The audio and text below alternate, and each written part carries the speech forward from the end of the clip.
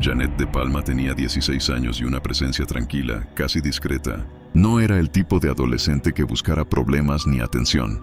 Quienes la conocían la describían como amable, reservada, alguien que parecía sentirse más cómoda escuchando que hablando. Vivía con su familia en Springfield Township, Nueva Jersey, en una época en la que la vida aún se sentía predecible, cuando los padres dejaban a sus hijos salir sin imaginar que algo irreversible pudiera ocurrir.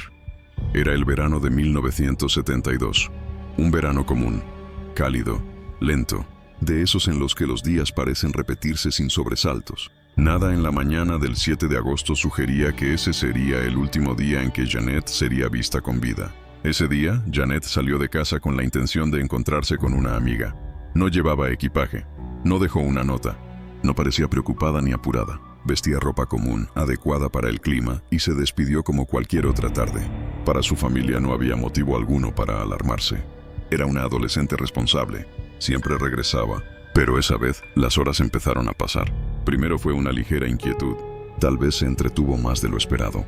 Tal vez decidió quedarse a cenar en casa de su amiga. En 1972 no había teléfonos móviles, ni mensajes instantáneos, ni forma de rastrear a alguien en tiempo real. La espera era normal, el silencio aceptable, hasta que dejó de serlo. Cuando cayó la noche y Janet no volvió, la preocupación se instaló de forma silenciosa pero firme. La familia intentó confirmar si realmente había llegado a donde dijo que iba. Llamaron, preguntaron, y poco a poco, una verdad incómoda empezó a tomar forma. Nadie la había visto. Janet nunca llegó a encontrarse con su amiga. En ese punto, la angustia dejó de ser una posibilidad y se convirtió en certeza. Algo no estaba bien. Al día siguiente, la familia reportó su desaparición. La policía tomó nota, hizo las preguntas habituales. ¿Cómo iba vestida? ¿A qué hora salió? ¿Con quién planeaba verse? Si tenía problemas recientes, si había discutido con alguien. Nada destacaba. No había peleas conocidas. No había señales de una huida voluntaria. No había motivos aparentes para desaparecer. Janet simplemente se había desvanecido. La búsqueda comenzó de manera modesta, casi tímida. Oficiales recorrieron las rutas habituales que ella solía tomar. Se habló con vecinos, con compañeros de escuela, con conocidos. Nadie recordaba haber visto algo fuera de lo común. Nadie escuchó gritos. Nadie vio forcejeos. No hubo testigos. Y eso, en sí mismo, era inquietante, porque Springfield no era una ciudad enorme. No era un lugar donde una persona pudiera desaparecer sin dejar rastro con facilidad. Sin embargo, cada pregunta llevaba a un callejón sin salida. Cada posible pista se desvanecía al ser examinada. Los días se convirtieron en semanas. La familia de Janet empezó a vivir en un estado constante de espera. Cada llamada telefónica generaba esperanza y miedo al mismo tiempo. Cada auto que se detenía frente a la casa parecía anunciar noticias que nadie estaba preparado para recibir. Pero no había noticias. Mientras tanto, los rumores comenzaron a surgir. Como ocurre en casi todas las desapariciones, el vacío de información fue llenado por especulación. Algunos sugerían que Janet había decidido irse por su cuenta. Otros insinuaban que se había juntado con las personas equivocadas. Había quienes, sin conocerla, se sentían con derecho a construir versiones que explicaran lo inexplicable. Su familia sabía que nada de eso tenía sentido. Janet no era impulsiva. No había planeado irse. No había tomado dinero ni pertenencias. No dejó atrás una vida que quisiera abandonar. Al contrario, tenía planes, amistades, rutinas. Todo indicaba que esperaba volver a casa. Pero no volvió. La investigación, desde el inicio, se enfrentó a una dificultad crucial: la falta total de pistas físicas. No había una escena del crimen. No había un último punto confirmado donde se supiera que Janet estuvo. No había evidencia de violencia visible. Era como si el mundo se la hubiera tragado. Y cuando un caso comienza así, el tiempo se convierte en el peor enemigo. Cada día que pasaba sin respuestas reducía las posibilidades de encontrarla con vida. Cada día hacía que los recuerdos se volvieran menos precisos, que los detalles se mezclaran, que las versiones cambiaran sutilmente. Aún así, la familia se negó a rendirse.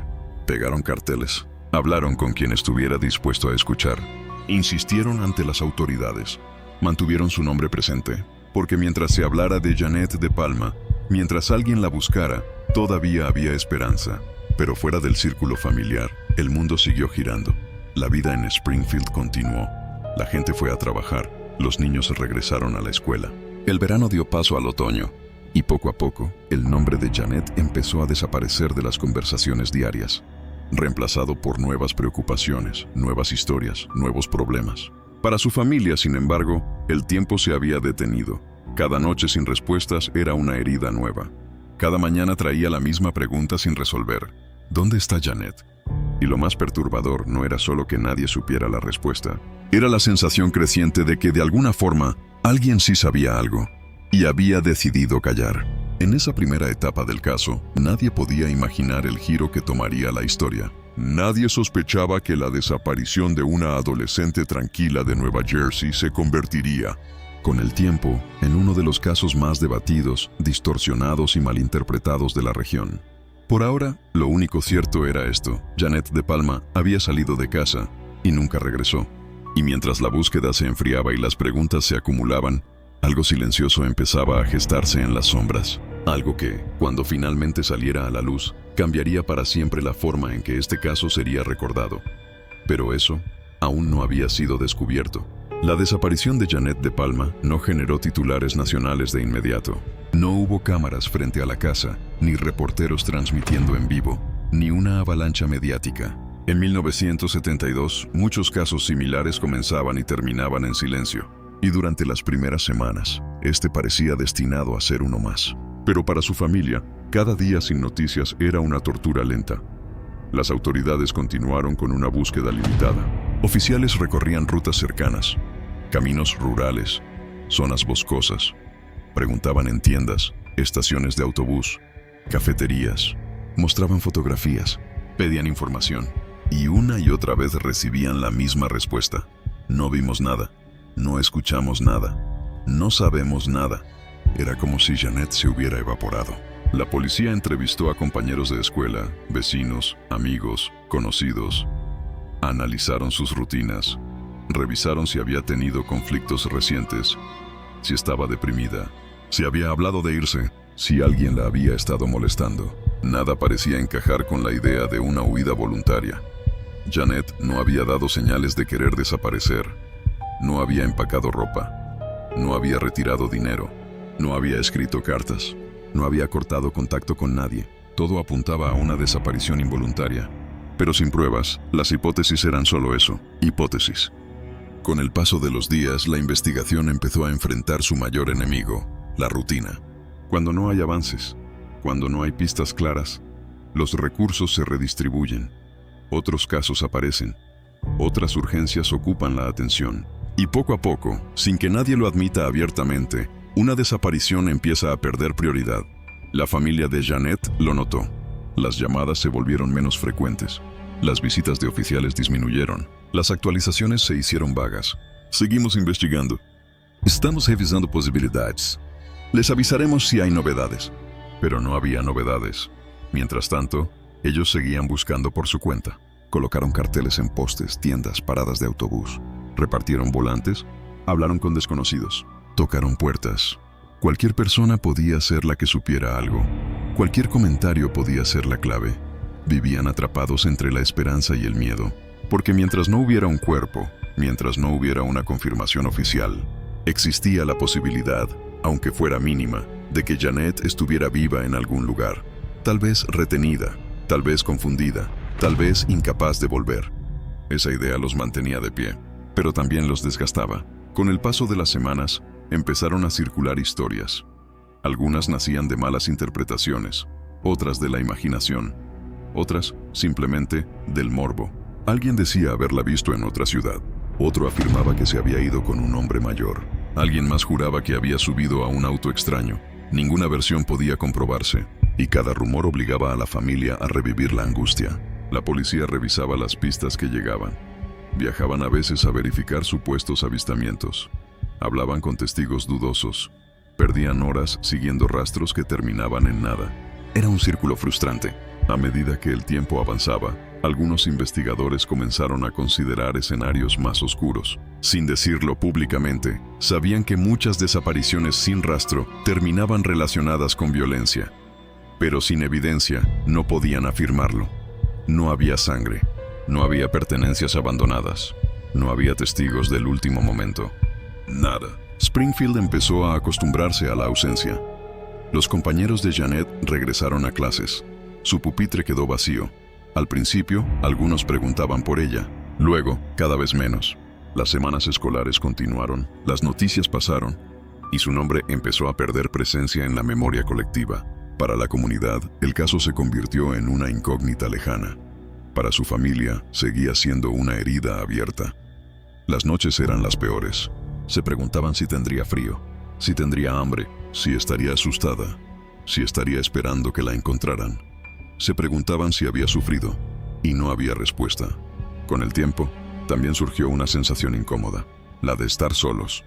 A pesar de sus esfuerzos, sentían que el mundo estaba pasando página, que su tragedia ya no era noticia, que su dolor ya no era prioridad. Pero ellos no podían olvidar, porque olvidar significaba rendirse. Y rendirse significaba aceptar algo que aún no estaban preparados para aceptar. Mientras tanto, en un lugar no muy lejos de Springfield, oculto entre árboles, rocas y senderos poco transitados, había algo que nadie estaba buscando. Algo que permanecía invisible. Algo que, cuando finalmente fuera descubierto, cambiaría para siempre el rumbo de esta historia. Pero en ese momento, nadie lo sabía. Y la búsqueda continuaba, cada vez más silenciosa, cada vez más frágil, cada vez más desesperada. Hasta que, casi por accidente, alguien se cruzaría con una verdad que llevaba meses esperando ser encontrada. Durante más de un mes, el nombre de Janet De Palma permaneció flotando en el aire como una herida abierta en la comunidad de Springfield Township. 6 semanas habían pasado desde su desaparición, y aunque las búsquedas iniciales habían recorrido calles, campos y senderos cercanos, no existía una sola pista concreta que indicara qué había ocurrido con ella. Para su familia, cada día sin respuestas era una forma lenta y silenciosa de sufrimiento. Para los investigadores, el caso comenzaba a enfriarse peligrosamente. Con el paso del tiempo, la esperanza se transformó en una mezcla de resignación y angustia. Algunos vecinos empezaron a pensar que Janet quizás se había marchado voluntariamente. Otros temían algo mucho peor, pero nadie quería decirlo en voz alta. Mientras tanto, la rutina del pueblo intentaba volver a la normalidad, aunque todos sabían que algo estaba profundamente mal. La mañana del 19 de septiembre de 1972 comenzó, como cualquier otra para un residente local que vivía cerca de una zona boscosa conocida como O'Dale Quarry. Sacó a su perro a pasear, sin imaginar que en cuestión de minutos su vida y la historia del caso cambiarían para siempre. El animal se adentró entre la vegetación, desapareciendo por unos momentos entre los árboles y los matorrales. No era algo inusual. El perro solía explorar el área antes de regresar. Pero esa vez, cuando volvió, lo hizo con algo en la boca. Al principio, su dueño no comprendió lo que estaba viendo. Pensó que podía ser un juguete, un trozo de madera o algún resto de animal. Sin embargo, al acercarse, el horror se hizo evidente. El perro sostenía lo que parecía ser un brazo humano, un brazo real, con piel, hueso y señales inconfundibles de descomposición. El hombre quedó paralizado. Durante unos segundos, no pudo moverse ni hablar. Su mente se negaba a aceptar lo que tenía frente a él. Luego, el instinto tomó el control. Alejó al perro, dejó el objeto en el suelo y corrió a buscar ayuda. La policía fue notificada de inmediato. Cuando los agentes llegaron al lugar, confirmaron rápidamente lo impensable. No se trataba de una broma macabra ni de restos animales. Era un brazo humano. Y por el tiempo transcurrido, parecía haber estado expuesto a la intemperie durante semanas. En cuestión de horas, el área fue acordonada. Patrullas, detectives y equipos forenses comenzaron a registrar cuidadosamente la zona. Lo que había empezado como una simple caminata matutina se transformó en una escena criminal activa. Mientras los investigadores ampliaban la búsqueda, comenzaron a encontrar más restos humanos dispersos entre la vegetación, fragmentos de huesos, partes de ropa y señales claras de que alguien había tratado de ocultar un cuerpo en ese lugar remoto.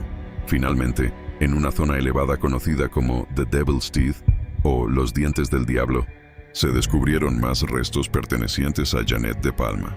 La confirmación llegó poco después. Los análisis forenses demostraron que los restos correspondían a la joven desaparecida 6 semanas atrás. Para su familia, la noticia fue devastadora. Durante semanas habían vivido entre la esperanza y el miedo. Ahora, esa esperanza desaparecía por completo, reemplazada por una certeza insoportable. Janet no iba a regresar. Pero junto con el dolor llegó otra pregunta aún más aterradora. ¿Cómo había llegado su cuerpo hasta allí? La ubicación del hallazgo planteaba más dudas que respuestas. Hudale Quarry, el área en donde se encuentra Devil's Teeth, no era un lugar fácil de alcanzar. Se necesitaba conocer bien el terreno para moverse entre sus caminos irregulares y zonas empinadas. Esto sugería que quien dejó el cuerpo allí no lo había hecho al azar. Había planeación, había intención. Los forenses determinaron que los restos llevaban varias semanas en ese lugar, lo que coincidía con la fecha de desaparición. Sin embargo, debido al estado avanzado de descomposición, establecer con precisión la causa de muerte resultaba extremadamente difícil. No había una herida evidente que explicara lo ocurrido. No había un arma. No había testigos. Solo fragmentos de una vida interrumpida. Los investigadores comenzaron entonces a reconstruir los últimos días de Janet con mayor urgencia. Revisaron nuevamente entrevistas, horarios, llamadas, testimonios de amigos y conocidos. Cada pequeño detalle, que antes parecía insignificante, ahora podía ser crucial. ¿Con quién habló por última vez? ¿Se habrá subido a algún automóvil? ¿Alguien la pudo haber seguido? El hallazgo del cuerpo transformó el caso por completo. Ya no se trataba de una desaparición. Era oficialmente una investigación por homicidio. La presión pública aumentó. Los medios comenzaron a cubrir la historia con mayor intensidad. Las teorías empezaron a circular. Algunos hablaban de rituales, otros de cultos, otros de asesinos desconocidos. La falta de respuestas alimentaba rumores, especulaciones y miedo. Pero detrás de todo ese ruido mediático, había una verdad simple y devastadora. Una joven de 16 años había sido asesinada, y nadie sabía quién lo había hecho. Mientras los detectives analizaban cada centímetro del terreno, cada prenda recuperada, cada fragmento de evidencia, comprendían que este sería uno de los casos más difíciles de sus carreras. No había una escena clara. No había un momento definido del crimen. Solo un cuerpo disperso en la naturaleza y un vacío enorme en el centro de la historia. La muerte de Janet ya no era un misterio lejano. Ahora era una realidad. Y con ella comenzaba la fase más compleja del caso. Descubrir quién fue responsable y por qué. Los investigadores sabían que encontrar el cuerpo de Janet de Palma no había significado justicia, sino apenas el comienzo de un enigma más profundo. Había pruebas físicas, sí, pero no había un nombre. No había un motivo claro. No había una escena del crimen definida. No había una confesión. Y eso, para la policía y para la familia, era lo más perturbador de todo. En los días que siguieron al hallazgo, los detectives comenzaron a construir una línea de tiempo más precisa. Desde su último avistamiento el 7 de agosto hasta el 19 de septiembre, cuando su brazo apareció en la boca de un perro en Hudale Quarry. Analizaron los lugares que Janet frecuentaba, las personas con las que había hablado y cualquier figura que hubiera sido mencionada por testigos o fuentes confiables. Fue entonces cuando empezaron a surgir nombres, sospechosos y teorías, muchas de ellas mucho más complejas de lo que cualquiera había anticipado. Uno de los primeros nombres que captó la atención de la policía fue el de un hombre al que varios residentes llamaban simplemente Red. Era un vagabundo conocido en la zona, descrito por algunos como alguien que a menudo merodeaba solo por los terrenos cercanos al campo de golf Baltus Roll y, según algunas versiones, también por los bordes del bosque, donde luego se encontraría el cuerpo de Janet. Su presencia en la zona y su desaparición poco después de la desaparición de Janet lo convirtieron en un foco de interés. La policía lo localizó y lo interrogó, pero la evidencia no pudo vincularlo directamente con el crimen. Terminó descartado como sospechoso, y poco después se marchó para siempre de la comunidad, dejando tras de sí más preguntas que respuestas. Otra figura que surgió en la investigación, aunque esta vez más entre susurros comunitarios que en archivos oficiales, fue la de un hombre asociado al entorno de Springfield que conducía con frecuencia un Ford rojo, un auto que varios testigos creyeron haber visto cerca de la cabina telefónica el día en que Janet desapareció. Este conductor, a diferencia de Red, parecía ser alguien con mayor movilidad en la zona, alguien que podría haber estado en varios lugares sin llamar demasiado la atención. La policía intentó obtener registros de vehículos de esa época, interrogó a talleres y conductores locales y trató de identificar a cualquier propietario de un coche que coincidiera con la descripción. A pesar de varios reportes coincidentes de automóviles similares, nunca se estableció una identificación firme, ni se logró trazar una línea directa entre ese vehículo y Janet. La pista se enfrió con el tiempo, quedando en los márgenes de la investigación sin la fuerza necesaria para avanzar. Mientras tanto, otros nombres llegaron a circular entre investigadores y residentes, a veces con más rumor que sustento. Algunos hablaban de un joven de la zona conocido por tener interés en prácticas ocultistas o esotéricas, apodado en ciertos círculos como Mike A. Estas versiones no provenían de documentos oficiales policiales, sino de relatos comunitarios que empezaron a tomar fuerza años después, alimentadas por la naturaleza inquietante del caso. Se decía que había mostrado un comportamiento perturbador y una fascinación por lo oculto, y que había tenido contacto con varias jóvenes de la zona en esa época. Sin embargo, cuando las autoridades revisaron estas afirmaciones, no encontraron evidencia tangible que conectara a ese joven con la desaparición o muerte de Janet.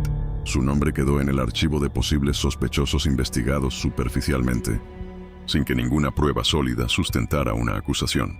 Otro enfoque de la investigación fue revisar registros de delincuentes sexuales y violentos activos en Nueva Jersey y estados cercanos. En ese periodo, el noreste de Estados Unidos no estaba exento de criminales itinerantes.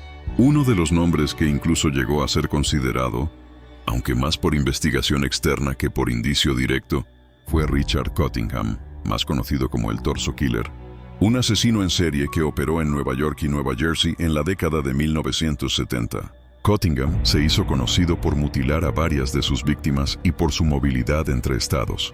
Cottingham incluso ofreció años después colaborar con la investigación de Janet en una carta a las autoridades, afirmando que podría haber estado involucrado. Pero tras examinar sus movimientos, patrones y las fechas de sus crímenes confirmados, la policía concluyó que no existía evidencia que lo vinculara con el caso de Palma. Su nombre fue registrado como parte de un examen más amplio de perfiles criminales, pero no como un sospechoso viable. Además de estos nombres, otros individuos con comportamientos problemáticos, como un hombre que trabajaba como vigilante nocturno cerca de Howdale Quarry, o residentes con antecedentes de altercados menores con jóvenes, fueron entrevistados y descartados gradualmente, ya fuera porque tenían coartadas convincentes, ya porque no había evidencia que los relacionara con la desaparición y muerte de Janet. La acumulación de sospechosos descartados reveló un patrón inquietante. Había muchas personas cuya conducta podía parecer sospechosa en retrospectiva, pero ninguna con evidencia directa, circunstancial relevante o pruebas forenses consistentes. Esto sumió al caso en una bruma todavía más espesa. Los investigadores se enfrentaban a una violencia demostrada, documentada en los restos de Janet, pero sin un perpetrador al que vincular con certeza. El caso también mostró los límites de la investigación criminal en esa época. No existían bases de datos nacionales de ADN. No había sistemas de vigilancia modernos que permitieran rastrear vehículos o desplazamientos. Lo que hoy podría resolverse con tecnología forense avanzada, en 1972 dependía casi exclusivamente de testimonios humanos, memoria y coincidencias circunstanciales. Además, los rumores que hablaban de cultos, rituales o eventos ocultos terminaron siendo archivados y desacreditados, no porque fueran completamente ilógicos para la imaginación popular, sino porque jamás surgió evidencia física que los sostuviera. No se hallaron objetos ritualísticos ni declaraciones de protagonistas verificables. Fue un ejemplo claro de cómo la falta de información puede ser sustituida por narrativas espectaculares, pero sin base real. Para la familia de Janet, cada sospechoso investigado y descartado era otra oportunidad frustrada de justicia. Cada línea de investigación que no prosperaba traía consigo el recordatorio de que alguien real, había lastimado a su hija, pero sin que la ley pudiera capturarlo. Con los años el caso se volvió uno de esos que se enseñan a nuevas generaciones de detectives como ejemplo de cómo incluso con restos, pistas y testimonios, un homicidio puede quedar sin autor conocido. Y mientras nuevas generaciones de investigadores revisaban el expediente, actualizaban teorías y analizaban perfiles, la verdad seguía siendo la misma. Nadie había sido acusado, nadie había sido juzgado, y el nombre del responsable permanecía sin asociarse con aquellos restos encontrados en septiembre de 1972. A medida que los años pasaban, el caso de Janet de Palma continuaba siendo un misterio que desafiaba a generaciones de investigadores. A pesar de la revisión constante de archivos, entrevistas y análisis forenses modernos, nunca se logró identificar con certeza al responsable de su muerte. La falta de evidencia directa y la dispersión de los restos hicieron que cada línea de investigación pareciera abrir más preguntas que respuestas, y las teorías que surgieron solo profundizaban el desconcierto. La familia de Janet nunca dejó de buscar justicia. Participaron en reportajes, entrevistas y documentales, manteniendo viva la memoria de la joven de 16 años. Su historia se convirtió en un recordatorio de la vulnerabilidad de los adolescentes, de la importancia de la vigilancia comunitaria y del impacto profundo que un crimen sin resolver puede dejar en una familia y en una comunidad entera. Cada aniversario de su desaparición y de la aparición de sus restos servía como un recordatorio doloroso de que la verdad seguía oculta y que el responsable nunca había rendido cuentas por sus actos. Los investigadores que estudiaron el caso a lo largo de los años consideraron múltiples hipótesis: un criminal itinerante, un joven local con conductas perturbadoras, o incluso alguien conocido por Jeanette que aprovechó su confianza para acercarse a ella. Aunque algunos nombres surgieron como posibles sospechosos, como el hombre apodado Red, el conductor del Ford rojo, o jóvenes de la zona con comportamientos extraños, ninguno pudo ser vinculado de manera definitiva con la escena del crimen.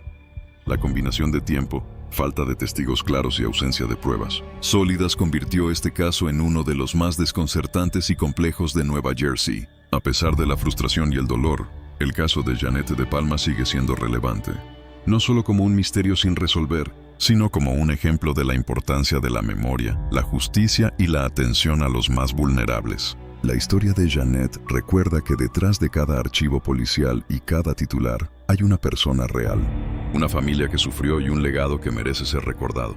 La búsqueda de justicia continúa, aunque el tiempo y las circunstancias hayan complicado la posibilidad de un cierre definitivo. Hoy, más de 40 años después, su nombre sigue resonando. La historia de Jeanette de Palma permanece en la memoria de Springfield Township y de todos aquellos que estudian casos sin resolver. Cada nuevo investigador, cada documental, cada artículo, mantiene viva la pregunta que sigue sin respuesta: ¿quién fue el responsable de esta tragedia? Y mientras esa pregunta permanezca, la historia de Jeanette seguirá siendo contada, no solo como un caso frío, sino como un recordatorio de que la justicia, aunque tardía, nunca debe olvidarse. Su historia nos invita a reflexionar sobre la fragilidad de la vida, la necesidad de proteger a los más jóvenes y la responsabilidad de mantener la memoria de quienes ya no están. Es un llamado a nunca dejar de buscar la verdad, aunque ésta se esconda detrás de décadas de silencio. Si quieres mantener viva la memoria de casos como el de Jeanette de Palma y conocer más historias de crímenes reales y sin resolver, te invitamos a suscribirte a nuestro canal Crimen Mortal, darle like a este video y dejarnos tu comentario sobre qué teoría te parece más plausible o qué caso te gustaría que investiguemos a continuación. Tu participación ayuda a mantener la historia de las víctimas presente y a que más personas conozcan la importancia de la justicia y la memoria.